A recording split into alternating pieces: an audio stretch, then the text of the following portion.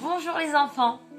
On avait appris dans une autre vidéo combien c'était important de faire la bracha avant de manger, parce qu'on demande la permission à Hachem, qui a tout créé et à qui toute la nourriture appartient. Et quand on fait la bracha, Dieu nous permet de manger. Je vais vous raconter l'histoire d'une petite pomme très intelligente. L'histoire s'appelle La petite pomme intelligente. Il était une fois une petite pomme très intelligente. Mais elle était aussi triste. Pourquoi était-elle triste, les enfants? Les autres pommes de l'arbre lui demandèrent « Petite pomme intelligente, pourquoi es-tu si triste ?» La petite pomme répondit « Eh bien, bientôt nous allons être cueillis, et j'ai peur que le fermier me cueille et me vende à quelqu'un qui ne sait pas faire la bracha avant de me manger. J'aimerais tellement être mangé par un juif qui puisse faire la bracha et demander la permission à Hachem. » À peine avait-elle fini de parler que le fermier avec sa brouette vint cueillir les pommes de l'arbre. Il prit une échelle, grimpa à l'arbre et cueillit toutes les pommes. Il cueillit aussi notre petite pomme intelligente. Elle se retrouva dans un panier avec d'autres pommes de son arbre.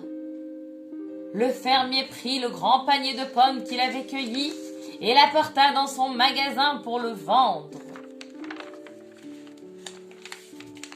La petite pomme se trouvait dans le panier et commençait à avoir très peur. « J'espère que c'est quelqu'un de très gentil qui va m'acheter et me manger.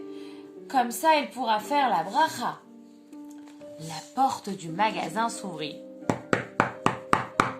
Gling, gling. Un homme chauve, grincheux et grognon entra. « Je veux acheter des pommes, dit-il, sans même dire s'il vous plaît. » Il montra du doigt le panier où se trouvait la petite pomme intelligente. La petite pomme intelligente ne voulait pas que cet homme grincheux l'accueille. Elle était sûre qu'il n'allait pas savoir faire la bracha avant de la manger. Alors, elle sauta du panier et se mit à rouler loin du panier. Le petit homme grincheux acheta les pommes et s'en alla.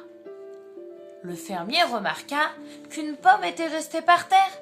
Il la ramassa et la mit dans un autre panier. Bientôt, la porte du magasin s'ouvrit encore. Gling, gling, gling, gling. Et un homme rentra. Il s'appelait Monsieur Koppelman. Il avait une jolie barbe et une kippa sur la tête. « Bonjour, j'aimerais acheter des paniers de pommes, s'il vous plaît. Je vais les apporter dans mon village pour tout le monde. » Il montra du doigt le nouveau panier où la pomme était. Le panier où le fermier avait posé la pomme qu'il avait trouvée par terre. Cette fois-ci, la petite pomme ne sauta pas du panier, elle resta bien dans le panier.